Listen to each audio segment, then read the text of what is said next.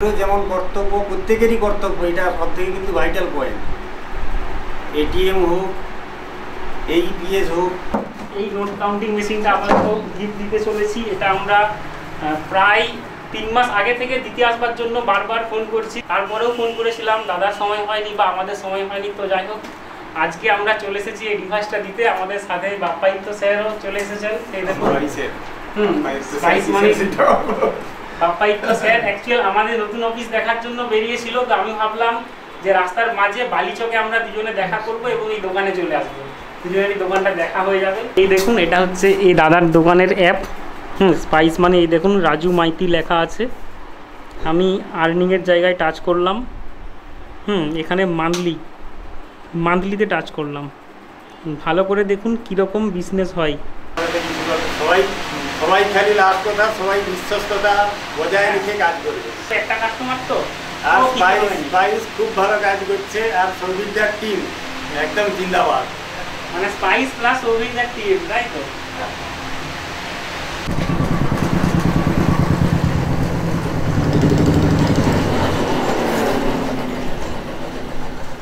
এই পোস্টারটা দেখা। আচ্ছা, স্পাইস মানি নিয়ে কিছু বলবে না? বাস স্পাইস মানির বড় একটা বোর্ড নেই, যেটা আমরা দিয়েছিলাম নেট বিল্ডের ব্যানার, পড়ে গেছে। তো আমরা এসেছি আজকে রাজু মাইতি, স্পাইস মানির এক অধিকারী রিটেলারের দোকান। অ্যাড্রেসটা হচ্ছে পূর্ব মেদিনীপুর ডিস্ট্রিক্ট। আগে এই জায়গাটা দেখাতে হবে কি কি লেখা আছে। এখানে 2 লাখ টাকা পর্যন্ত মানি ট্রান্সফার করা হয়, মোটর বাইক ও থার্ড পার্টি ইন্স্যুরেন্স করা হয়, রেলওয়ে ও ফ্লাইট টিকিট বুক করা হয়, এলআইসি সহ সমস্ত জীবন বীমা ও ইলেকট্রিক বিল জমা নেওয়া হয়। এইদিকে কি কি কাজ করা হয়? স্বামী বিবেকানন্দ স্কলারশিপ লাগবে, বারবার আমাদের দোকানে বলতে হয়। এই দাদা কিন্তু খুব ভালো কাজ করেছে। কেউ যদি বলে যে কি কি লাগবে, আঙুল দিয়ে দেখিয়ে দেবে, এটা পড়ে নিয়ে কাস্টমার চলে যাবে। ই শ্রম কি কি লাগবে দেখুন দেওয়া আছে। ইকেওয়াইসি, পিএম কিষাণ কি কি ডকুমেন্ট লাগবে, এখানে West Bengal joint entrance exam. এখানে একটা বড় জেরক্স মেশিন আছে। জেরক্স কত টাকা নেওয়া হয় রেট এখন? 1 টাকা। এখানে রেট 1 টাকায় চলে। এখানে অ্যাকাউন্ট নাম্বার, একটা কিউআর কোড দেওয়া আছে, উপরে same driving licence, PAN card, passport. Main যে পয়েন্ট আমাদের যেটা কাজে লাগবে সেটা হচ্ছে এইটা। অনুগ্রহপূর্বক প্রতিটি আর্থিক লেনদেন করার পর তো লেনদেন ছাপা রসিদ, প্রিন্ট স্লিপ গ্রাহক প্রতিনিধির কাছ থেকে গ্রাহক সেবা কেন্দ্র ছাড়ার পূর্বে সংগ্রহ করিবেন। এটা কিন্তু লিখে দিয়েছে। এর মানে হচ্ছে কাস্টমার যখন টাকা তুলে নিয়ে যাবে, এই যে প্রিন্টারটা স্লিপ কপি কিন্তু কাস্টমারকে স্লিপ দেওয়া হয়। প্রত্যেকটা কাস্টমারকে স্লিপ দেওয়া হয়, প্রত্যেকটা কাস্টমারকে দেওয়া হয়। আর হচ্ছে এখানে কিছু লেখা আছে, আমি এটা একটু দেখাবো। মানি ট্রান্সফারে স্ট্যাটাস পেন্ডিং থাকলে up to 3 working days wait করতে হবে।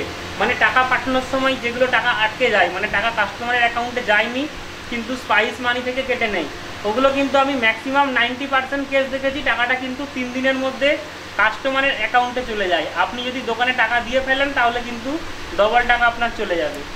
এইখানে দেখুন, তুমি যেটা বললে এটা এইটার কি না, টাকা পাঠানোর সময় টাকাটা কিন্তু কাস্টমার অ্যাকাউন্টেই যায়। ব্যাক আছে কি স্পাইস মানিতে?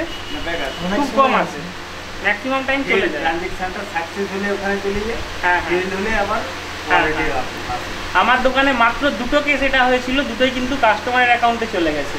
আর এই পেজটা হচ্ছে টাকা তোলার সময়, এইপিএস বা মাইক্রো এটিএম টাকা তোলার সময়। ক্যাশ উইথড্রলে ফেল ট্রানজ্যাকশনের জন্য কাস্টমারের অ্যাকাউন্ট থেকে কোনো টাকা ডেবিট হলে ওই টাকা পুনরায় কাস্টমারের অ্যাকাউন্টে 7 ওয়ার্কিং ডেজের মধ্যে অ্যাকাউন্টে ক্রেডিট হবে, অটোমেটিক ক্রেডিট হবে। আচ্ছা, 7 দিনের বেশি সময় লাগে কোনো ক্ষেত্রে? না, আমার তো আজ পর্যন্ত হয়নি। কোনো ক্ষেত্রে এটা 7 দিনের বেশি সময় লাগে, ওই জন্য আমরা একটু বেশি সময় চেয়ে নিই। প্রাইস মানে দুটো স্টিকার দেওয়া আছে। এই হচ্ছে আমাদের রাজু মাইতি। দাদা, বিজনেসটা কত দিনের এটা জিজ্ঞেস করবো। আমি অ্যাকচুয়ালি অনলাইন বিজনেসটা করছি 7 সাল থেকে, প্রায় এটা নিয়ে 2007। হ্যাঁ, 2007। আর এইপিএস মানি ট্রান্সফার এই বিজনেসটা করছি বছর 2 হলো, এই করোনা পিরিয়ডে। তার আগে কি কি কাজ করা হতো? মানে 2007 সালে কি নিয়ে বিজনেস স্টার্ট? 7 সালে বিজনেস শুরু করছিলাম ডিটিপি টাইপিং। কলেজের যেসব পত্রিকা বেরায় ওইগুলো টাইপ করতাম। তারপর তখন তো নেট এত ছিল না, একদমই ছিল না। তারপর প্রায় নেট এসছে অ্যাকচুয়ালি 13 সালের দিকে। তারপর থেকে নেটটা, এখন তো নেট ছাড়া কোনো কিছুই চলছে না, সব এখন নেট, সব কাজের জন্যই নেট লাগছে। এমনকি শেষ হয়ে যে অঞ্চল ট্যাক্স আমাদের দিতে হতো, অফিসে। এখন তো সব ট্রেড লাইসেন্স অনলাইনেই হচ্ছে, অঞ্চলে আর কিছু কাজ হচ্ছে না। 2007 থেকে 2013 তখন ওই টাইপিংই হতো, আর কিছু কাজ হতো না। টাইপিং হতো, তারপর মোবাইল গান রেকর্ডিং, গান ভরে দাও, হ্যাঁ মেমোরি কার্ডে গান ভরে দাও। তখন বিশাল প্রফিট হয়েছিল, হ্যাঁ প্রচুর। 1 GB 2 GB মেমোরি কার্ড। তারপরে যেদিন থেকে এক্সেল মানে ওই বিজনেসটা শেষ করে দিল মুকেশ আম্বানি, জিও, ওই জিও নেট ফ্রি করে দিল, আর নেট ফ্রি করার সাথে সাথে সব তো মোবাইল থেকেই লোড করে। তারপরে করোনার আগে এখানে কি কি বিজনেস হতো করোনা সময়ের আগে থেকে? নেটের অ্যাকচুয়ালি সব কাজই হতো। প্রথমে ডিটিপি থেকে শুরু করলাম টাইপের বিজনেস, টাইপের পরে এলো টাইপের পরে কি এলো, ইন্টারনেটটা টুকটাক এলো। ইন্টারনেটের পরে ওই অ্যাকচুয়াল করোনা পিরিয়ড থেকে এই পিএসগুলো, কারণ করোনা পিরিয়ডে প্রায় কাস্টমার এসেছিল না, এখন ঘর ভাড়াটাও তো দিতে হবে, এই তো ভাড়াতে আছে। কত ভাড়া এটা? এটা ভাড়া অবশ্য বেশি নয়, মানে তোমাদের ওই দিকের থেকে অনেক কম, 2200 টাকা মাত্র ভাড়া। ভাড়াটা বিশেষ কিছু নয়, কিন্তু এই এটা এগুলো বেশি দিন না, বছর 2 হলো ম্যাক্সিমাম। তারপরে এই বিজনেসটার ব্যাপারে জানা হলো কি করে? এই বিজনেসটা অ্যাকচুয়ালি আমি ইউটিউব সার্চ করতে গিয়ে একদিন সৌভিক বাংলা চ্যানেল পেলাম তোমার, ওইখান থেকে দেখলাম, এবং তোমার জিনিসগুলো এত বোঝাচ্ছ মানুষকে এত সুন্দর করে, যার জন্য একটু আমি ভিডিওগুলো দেখতে দেখতে ভাবলাম যে করেই দেখি। তারপরে তো আমি প্রথম তোমাদের করলাম, এবং তোমাদের কাছ থেকেই আইডি নেওয়া। আর একটা সিএসসি আইডি আছে আমার, সেটা অনেক পুরনো হয়। আইডিটা সিএসসিটা শুরু কত দিয়ে? সিএসসি আমার হয়ে গেল প্রায় 5 বছর। হ্যাঁ মানে আইডিটা কত? আইডি শুরুটা হ্যাঁ ঠিক খেয়াল নেই, 5 সম্ভবত। 5। তারপরে সিএসসির পরে তারপর তোমার কাছ থেকে এটা নিলাম। এখন এই দুটোই তো করোনার পরে হঠাৎ করে এই দোকানে বিজনেসটা প্রচুর পরিমাণে বেড়ে যায়, তো আমি এই জিনিসটা জানতে চাইবো যে হঠাৎ পরিমাণে বিজনেসটা বাড়লো কিভাবে, যদি একটু পয়েন্টগুলো শেখানো হয়। করোনাতে মানুষ ভয়ে এক তো গেল না ব্যাংকে, যেতে চাইলো না, যত ব্যাংকে কম ভিড় করবে তত ভালো। তারপর মানুষ দেখছে একটা ব্যাংকে গিয়ে 2 ঘন্টা কেন লাইনে দাঁড়িয়ে থাকবো টাকা তোলার জন্য, তো এইখানে টাকা তুলবো আমি সামান্য খরচে, না নেওয়ার মতো ব্যাপার। যার জন্য মানুষ ভাবলো যে হ্যাঁ ব্যাপারটা কি সততার সঙ্গে কাজ করতে হবে। অনেক জায়গাতে এই বদনামও আছে, এটা প্রত্যেকে দেখলাম, তোমার ভিডিওতেও আমি দেখেছি, আমিও শুনেছি। টাকা ধরো, কাস্টমার বলছে যে 3000 টাকা আমার তুলে দাও, সেখানে দোকানদার কী করেছে, ইচ্ছাকৃত হোক আর অনিচ্ছাকৃত হোক, সেই তুলেছে 4000 টাকা। এই নিয়ে পরে যখন কাস্টমার জানলো, গণ্ডগোল শান্তি। যার জন্য অ্যাকচুয়ালি আমাদেরও যেমন কর্তব্য, প্রত্যেকেরই কর্তব্য, এটা সব থেকে কিন্তু ভাইটাল পয়েন্ট। এটিএম হোক, এইপিএস হোক, রসিদ যেমন আমাদেরও দেওয়া কর্তব্য, প্রত্যেকটা কাস্টমারদেরও একইভাবে কর্তব্য রসিদটা নেওয়া। এই জিনিসটা অনেক কাস্টমারকে আমি বোঝাতে পারি না, যারা আমার খুব পরিচিত, তারা বলছে আরে রাজুদা দরকার নেই। আমি বলছি তুমি আগে রসিদ নাও, টাকাটা পরে নেবে, দরকার নেই। এই জিনিসটা করতেই হবে, তাহলে কিন্তু এই মানুষের এই পিএস অনেক ব্যবসায়ীর বিরুদ্ধে অনেক ক্ষোভ আছে, অনেক বদনামও আছে, অ্যাকচুয়ালি সেই তার কারণও আছে। এইগুলো ধীরে ধীরে বন্ধ হবে, মানুষের বিশ্বাসযোগ্যতা বাড়বে। কারণ অ্যাকচুয়ালি যখন এইসব বিজনেস শুরু হয়, শুরুতে গিয়ে এত কাস্টমার ছিল, যার দোকানেই হোক না কেন, কাস্টমার ধীরে ধীরে বাড়ছে, মানুষ ভাবছে যে না মোটামুটি সেভ আছে। প্রথমে আমি যখন স্টার্ট করেছিলাম 18-19-এ, দোকানে কাস্টমার টাকা তুলতো না, বারবার বলতাম আমার দোকানে তুলে নিয়ে যান, না আমার পেনশনের টাকা, আমার যদি কিছু হয়ে যায়, সে ভয়ে ব্যাংক যেত। কিন্তু এখন তারা আর যায় না, ব্যাপারটা সবাই যখন তাদেরকে বলছে। তারপরে সব থেকে বড় কথা কি বলতো, এই যে টাকা কারো অ্যাকাউন্ট থেকে ডেবিট হয়ে যাচ্ছে, ধরো 5000 কি 2000 তুললো, ডেবিট হয়ে যাচ্ছে, আমরাও দেখলাম ট্রানজেকশান ফেল আছে।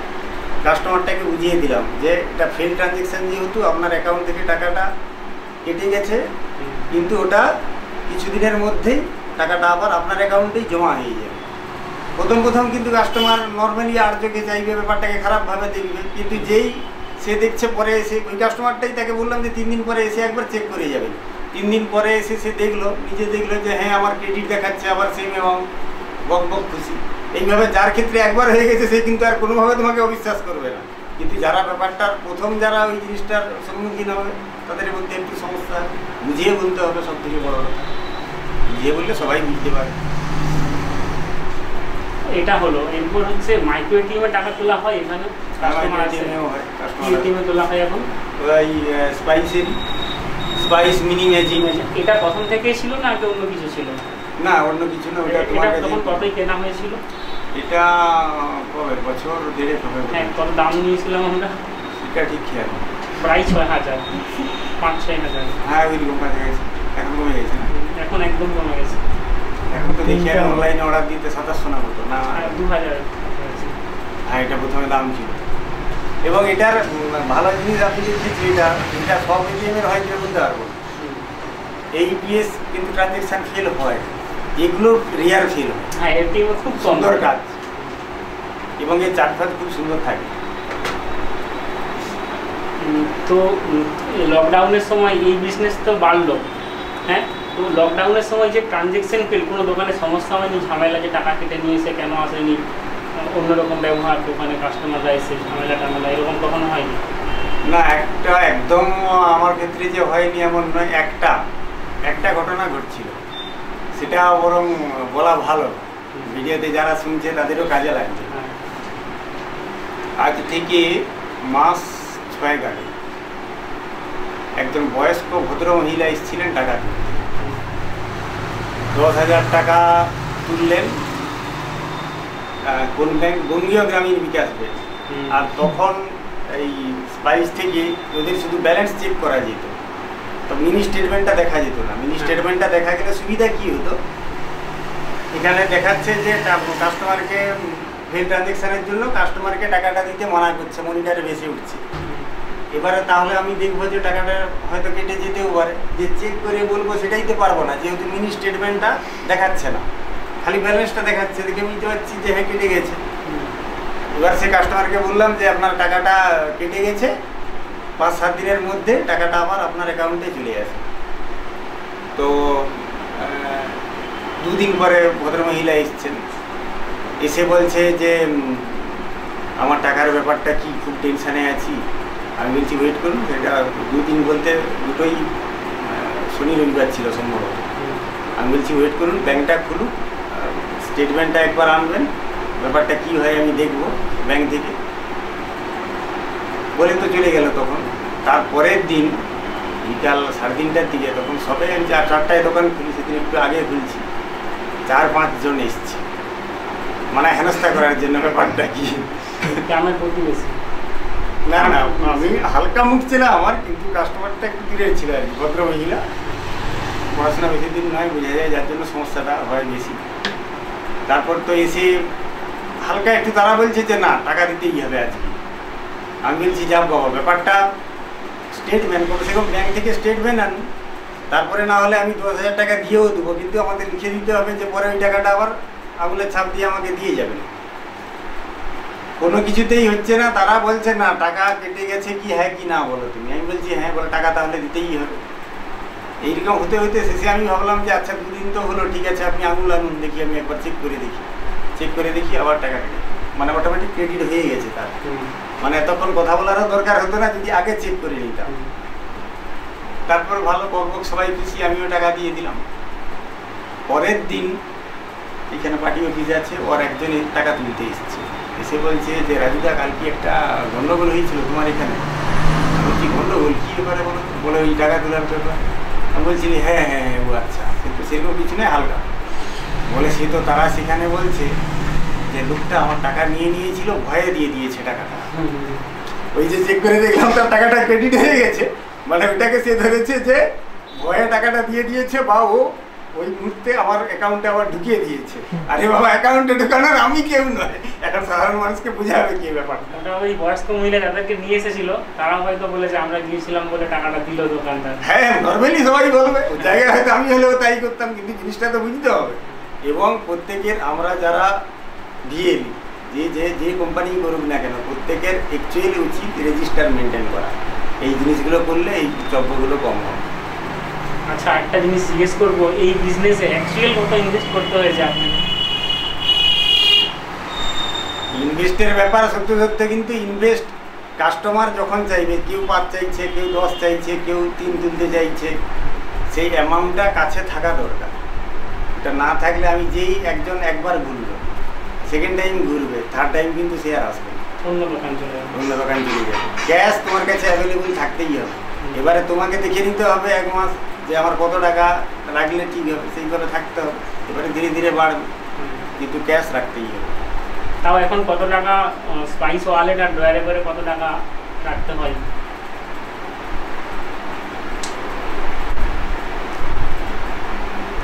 মানে হার্ড ক্যাশ আর অনলাইন মিলিয়ে লাখ পাঁচেক তো রাখতেই হবে।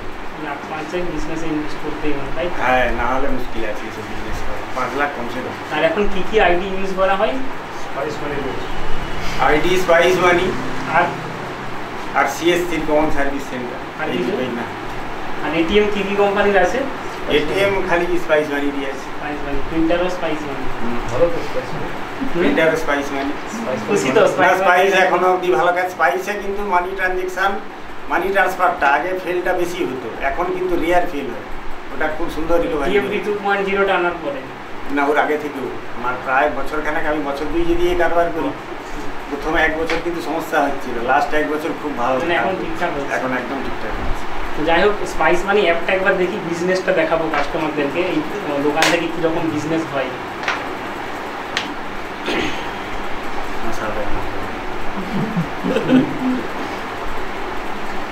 স্পাইস মানি সব থেকে ভালো। কথাটা বলো, এত কষ্ট করে আসলাম।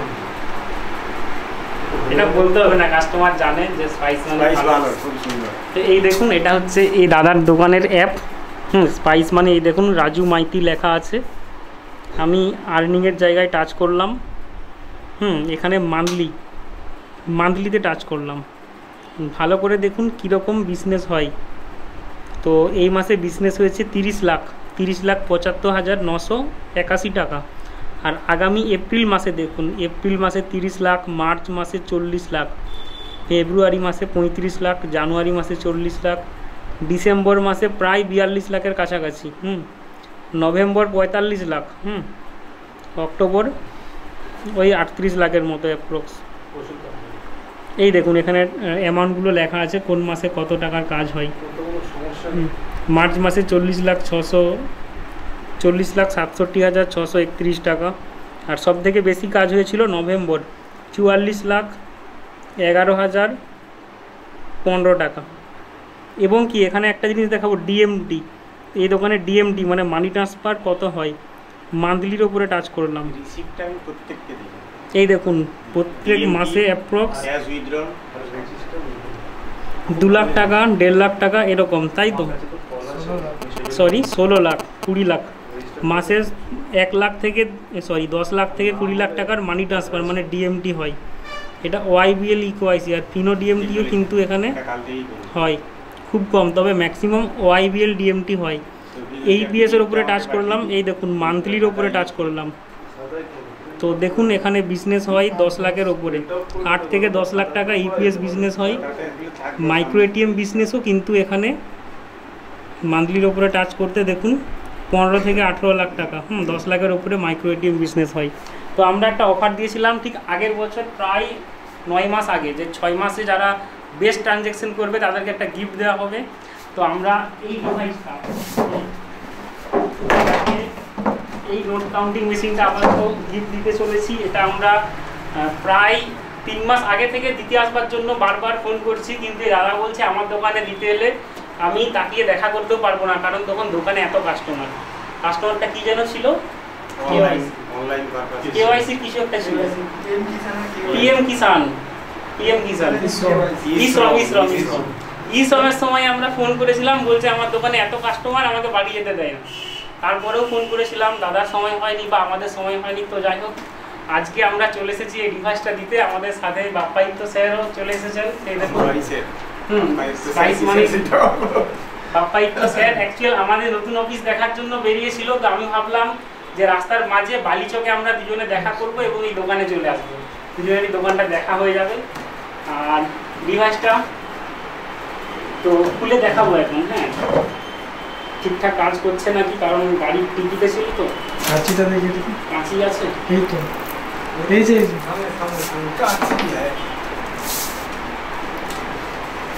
এর আগে আমরা গিয়েছিলাম কলকাতাতে, কি জন্য জায়গাটার নাম ছিল, পিসির বাড়ির একদম পাশে, বাড়িটা দেখতে গিয়েছিলাম। ভিডিও হচ্ছে কিন্তু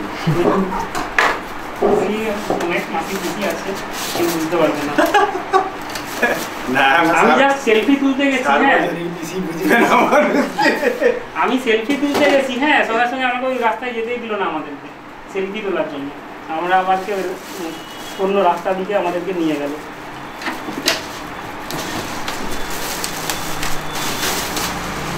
ঠিকঠাক চলছে কিনা একবার দেখে নেব। পয়েন্টটা নোট আছে কোনো বান্ডিল?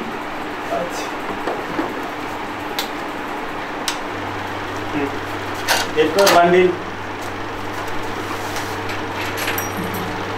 এর বান্ডিলটা কোথায় দেবো? এটা হচ্ছে আমাদের জানা, হ্যাঁ মানে আমাদের দেখা মার্কেটে সব থেকে ভালো নোট কাউন্টিং মেশিন, মানে টাকা গোনা যন্ত্র, যেটা হচ্ছে গোদরেজ কুরসিয়ার লাইট। দেখতেই পাচ্ছেন, এটা আমি ম্যাক্সিমাম সিএমএস যখন করতে যাই মাইক্রো ফাইন্যান্স কোম্পানির অফিসে কিন্তু এটা আমরা দেখেছি ম্যাক্সিমাম, মানে 90%। এই দেখুন 200 টাকার নোটগুলো আমি এখন কাউন্ট করব, জাস্ট এইভাবে বসিয়ে দিলেই করবো।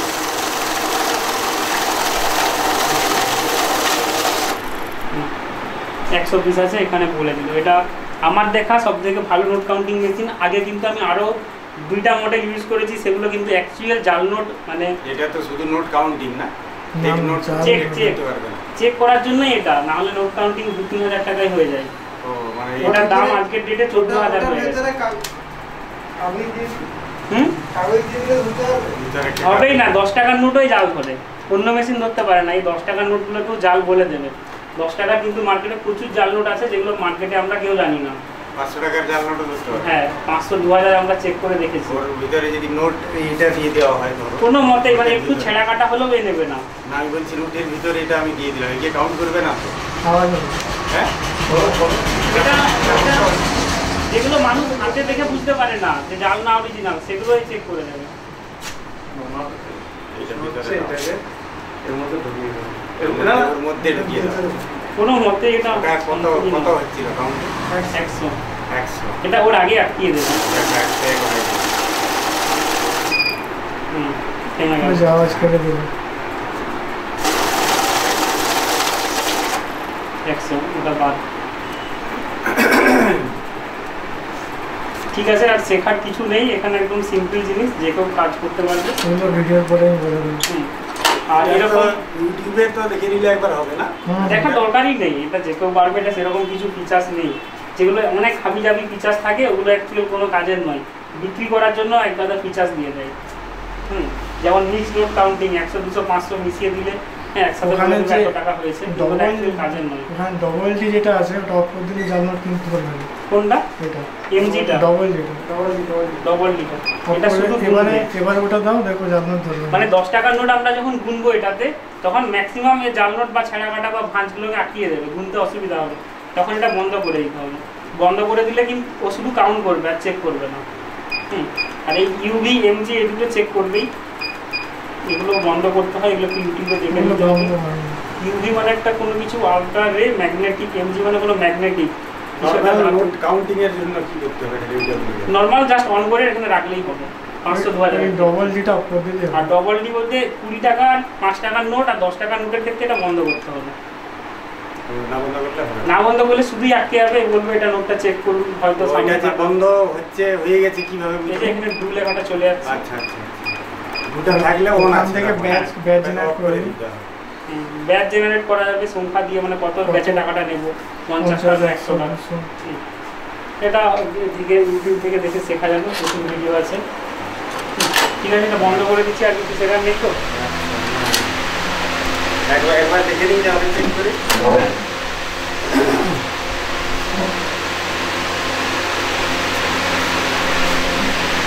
এটা 500 টাকার নোট দেওয়া হচ্ছে, জাস্ট রাখলেই হবে, কোনো কিছু করার দরকার নেই, বসিয়ে দিলেই হবে।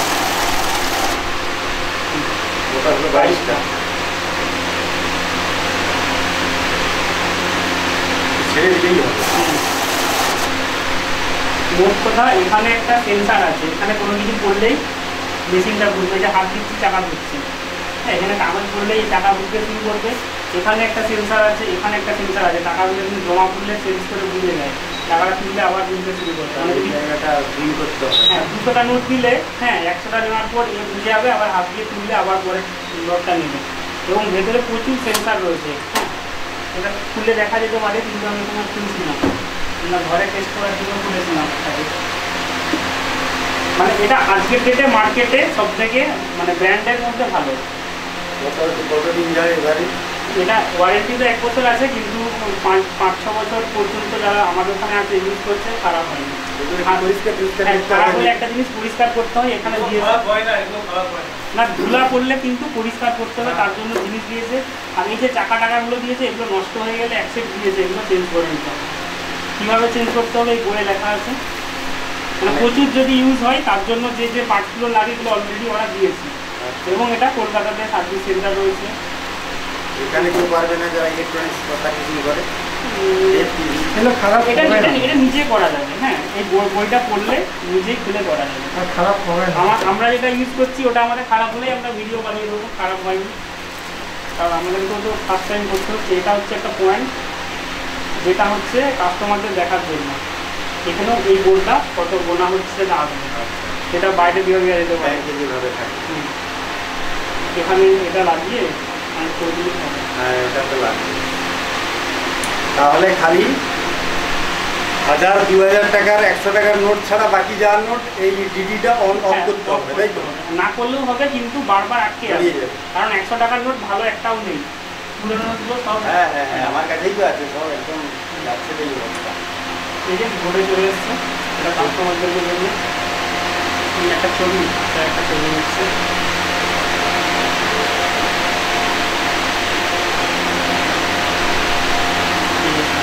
ঠিক আছে, এটা রেখে দিচ্ছি। আমাদের ভিডিওটা এখনো বন্ধ করা হয়নি, তাই তো? ভিডিও বলতে ভিডিওটা আর কিছু বলার আছে? এই ডিভাইসটা ভেবেছিলেন আপনি পাবেন বলে? না, এটা পাবো বলে ভাবিনি, সব পেয়েছি, আনন্দ লাগছে। তবে এটা খুব দরকার ছিল আমার। বন্ধ করা হবে। এটা খুব দরকার ছিল, তাই খুব তো? দরকার ছিল। আমরা যারা ভালো কাজ করে তাদেরই একটু দরকার, এই জন্য বলেছি টপ 10-দেরকে দেবো। সমস্যা হয়, খুব সমস্যা হয়। সমস্যা হবে এটা না। এটা চেক করা যাবে, প্রচুর নোট দিলে গোনা যাবে, অত টাইম লাগবে না। অ্যাকচুয়ালি আমি তোমাকেই ফোন করছিলাম না, মানে তোমরা ইমিডিয়েট যদি না দিতে বাধ্য আমাকে দিতে হতো। সন্তু কালকে বলেছে, কালকে আমরা পরিকল্পনা করেছি, হ্যাঁ কালকে রাত্রেও আমাদের ঘুমানো হয়নি, মানে 1টার পর বাড়ি গিয়েছি। আর আজকে ভোরবেলায় নিয়ে আসতে হয়েছে, কারণ আমার ঢালাই ছিল রাত্রে। তো যাই হোক, এটা অনেকদিন ধরে আপনার জন্য রাখা ছিল আমাদের অফিসে। হ্যাঁ তোমরা বলছিল অনেকদিন আগে। তো এটা দিয়ে খুশি তো? হ্যাঁ তাহলে আগামী দিনে আমাদের সাথে কাজ করবেন। হ্যাঁ অবশ্যই। ঠিক আছে, এটা আপাতত রেখে দিন। আমরা ভিডিওটা এখানে বন্ধ করবো। ভিডিওতে মানুষ দেখবে, প্রায় 4-5 হাজার মানুষ দেখবে। আর কিছু বলবেন? না, আমাদের কিছু বলতে সবাই খালি লাস্ট কথা, সবাই বিশ্বস্ততা বজায় রেখে কাজ করবে। মানে স্লিপ প্রত্যেককেই দেবেন, আইপিএস হোক আর এটিএম হোক। আর যে অ্যামাউন্টটা তোলা হবে সেটাই যেন কাস্টমারকে দেওয়া হয়। ভুলবশতও যদি কাউকে কম দিয়ে দেওয়া হয়, পরে যাতে সেটা মেনে নেয় যে হ্যাঁ এটা ভুল আমার হয়ে গিয়েছিল, হিসাব করে দেখার পর। অনেকে ভাবে একটা কাস্টমার তো। আর স্পাইস খুব ভালো কাজ করছে, আর সৌভিকদার টিম একদম জিন্দাবাদ। মানে স্পাইস প্লাস সৌভিকদার টিম, তাই তো? বাই।